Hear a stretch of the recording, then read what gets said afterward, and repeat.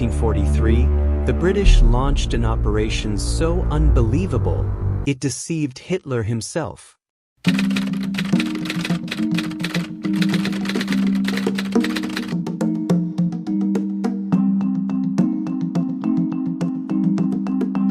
In the midst of World War II, when the fate of the world hung in the balance, the Allied forces were engaged in an elaborate game of deception against the Axis powers. One of the most audacious and daring operations in this covert war of lies was called Operation Mincemeat. A plan so ingenious, it involved a dead body, an unassuming corpse that would be the linchpin in a strategy to mislead one of the most powerful minds of the time, Adolf Hitler. As 1943 rolled around, the war was at a crucial crossroads. The Allies were preparing to invade Europe, but the question was, where would they land? The most logical target for a massive Allied invasion was the island of Sicily, which was strategically located in the Mediterranean and would give the Allies a foothold to begin pushing into the heart of Nazi-occupied Europe. However, the Nazis were well aware of the possibility, and Hitler was prepared to defend the island with a fierce, unyielding resolve. The question for the British intelligence was how to ensure the Germans were caught off guard, not knowing where the invasion would actually take place. The answer to this question would come from an unexpected source: a body. The idea was simple, yet utterly brilliant. Mislead the Nazis into believing that the invasion would occur elsewhere. If they could convince the Germans that the Allies were planning to attack Greece and Sardinia rather than Sicily, they would deploy their forces in the wrong locations, leaving Sicily vulnerable to attack. But how could such a deception be carried out in a way that would be convincing enough to mislead the Germans? The answer came from an unassuming and unremarkable corpse. The story of how Operation Mincemeat came to life begins in 1943, within the heart of British intelligence, MI5. The idea was conceived by a group of British spies, led by the mastermind of the operation, Lieutenant Colonel John Masterman.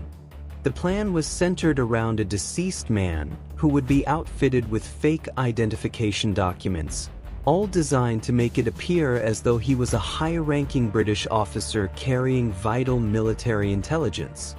The story surrounding this man's life and his death would become the cornerstone of the deception. The body selected for the mission was that of a man who had died from natural causes, not in battle or under suspicious circumstances. The body was chosen because it had no obvious ties to any living person who would raise suspicion, making it the perfect candidate for the operation. The man was dressed in a military uniform, and his identity was forged to make him appear to be a fictitious officer, a Major William Martin. This false identity was meticulously crafted, with fabricated documents that included letters, photographs, and other personal effects that would make it appear as though he was a British officer carrying critical plans for an upcoming invasion. But the real magic of Operation Mincemeat lay in the documents that were placed on the body. Among the fake papers was a briefcase containing a letter addressed to the commander of the British Mediterranean forces, outlining plans for an invasion of Greece and Sardinia.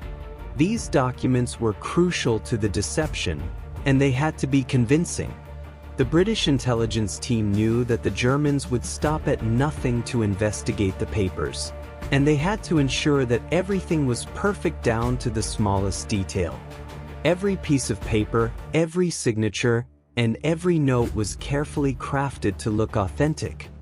The documents included a letter that was carefully designed to appear as though it had been written by General Sir Hastings L.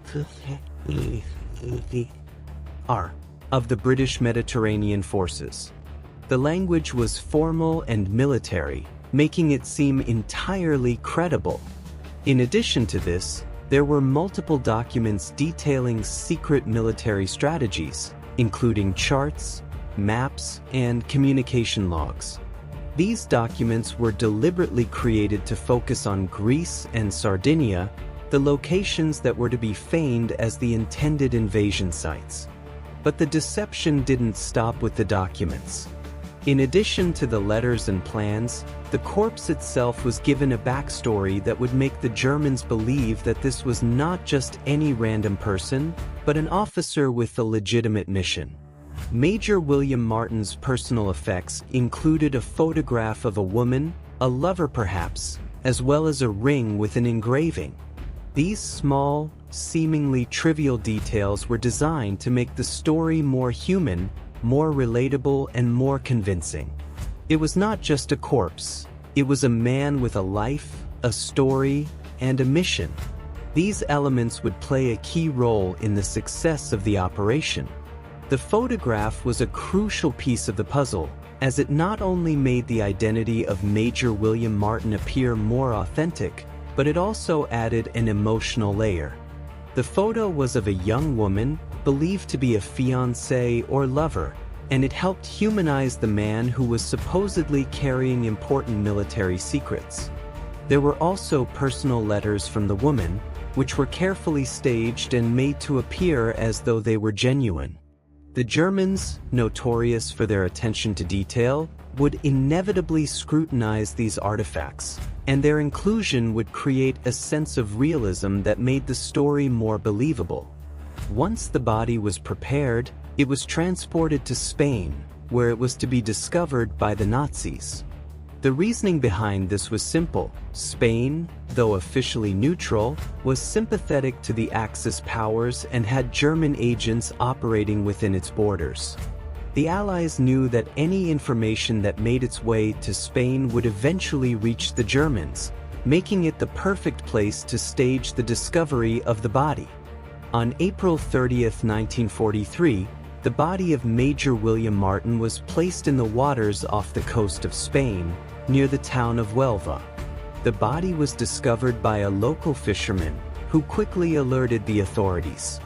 The Spanish police and military examined the body and the documents it carried, quickly realizing that they had stumbled upon something significant. The briefcase and the papers were carefully examined by Spanish officials, who, after some investigation, concluded that the body was that of a British officer. The contents of the briefcase were sent to German intelligence, and the operation was set in motion. The Germans, who were notorious for their thoroughness in intelligence gathering, wasted no time in analyzing the documents. The plans to invade Greece and Sardinia were deemed plausible, especially given that the Allies had made no secret of their desire to launch an invasion of the Mediterranean.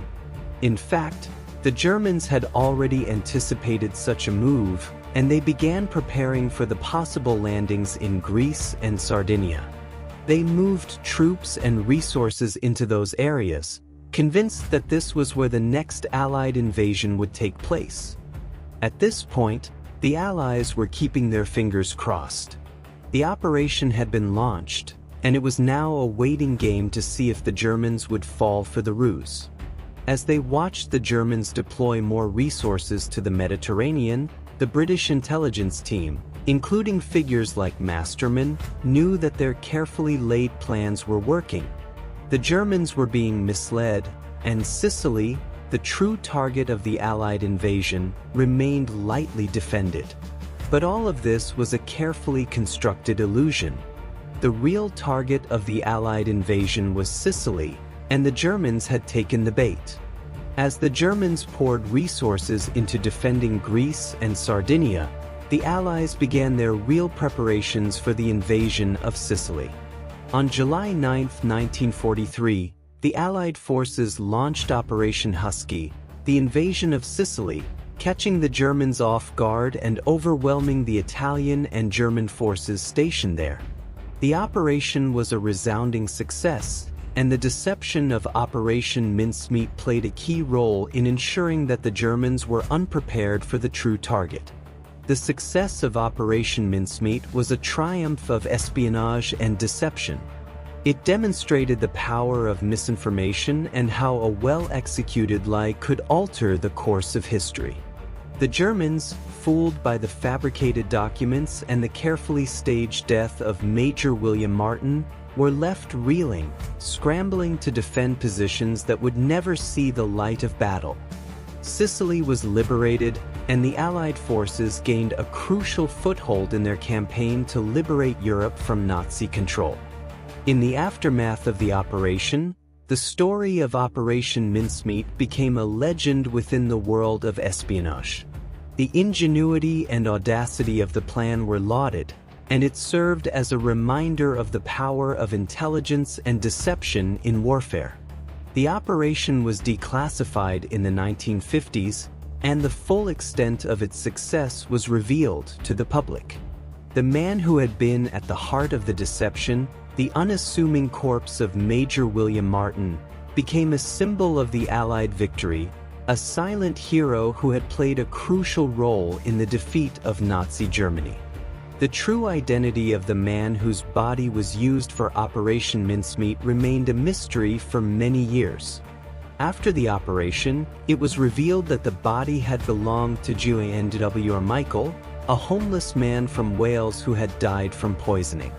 Michael had been chosen because he was a perfect candidate for the role, with no known family or connections that could complicate the operation.